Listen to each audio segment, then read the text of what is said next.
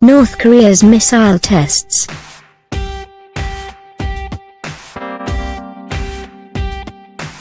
Less than 6 years into his reign, Kim Jong-un has tested more missiles than his father and grandfather combined. During the first months following the inauguration of US President Donald Trump, Pyongyang conducted a similar number of launches as it did during the same period in 2016.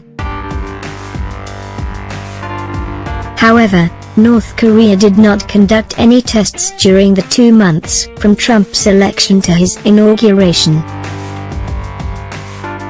The political turmoil in South Korea, which led to the eventual impeachment of former President Park Geun-hye, may also have factored into North Korea's decision-making, experts say.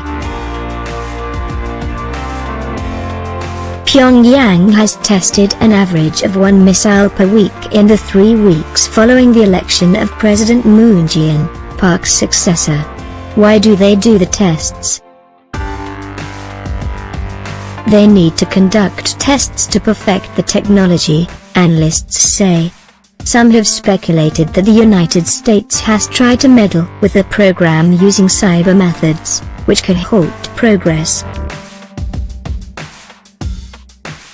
The tests also are thought to be timed for maximum political impact. A May launch coincided with the One Belt One Road Summit in Beijing, an important project for Chinese President Xi Jinping, and a February launch happened as Japanese Prime Minister Shinzo Abe was visiting US President Donald Trump. And the ICBM test came on July 4, Independence Day in the US. All of this applies equally to the North's nuclear test program, which has typically followed a similar pattern. Video from North Korean state media purports to show 4 missiles being launched in early March 2017. What does North Korea want and why? A missile capable of reaching the United States topped with a nuclear warhead is considered to be Pyongyang's ultimate goal. They want it because they believe the US will eventually try to remove Kim Jong-un from power. But would the United States try to topple the Kim regime if North Korea could respond with a nuclear attack? Pyongyang believes Washington wouldn't, and that's why the country sees nuclear weapons as the key to sparing Kim Jong-un from a fate similar to that which befell Muammar Gaddafi in Libya and Saddam Hussein in Iraq. The long-range missile is what really scares the United States because it means there is an existential threat of a nuclear attack, according to John Dillery, a professor at Seoul's Yonsei University's Graduate School of International Relations.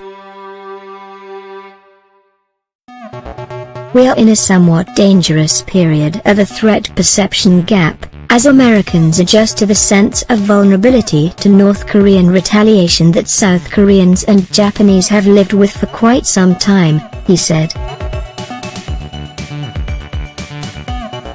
How close are they?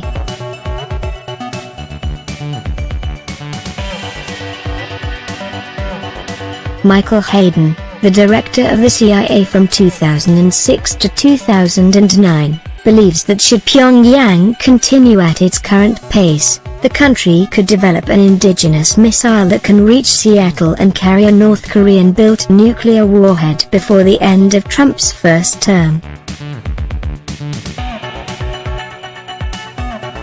So far, North Korea experts believe the regime has not developed the operational capability to deliver a missile beyond Asia. North Korea claims it's close to testing an intercontinental ballistic missile 137.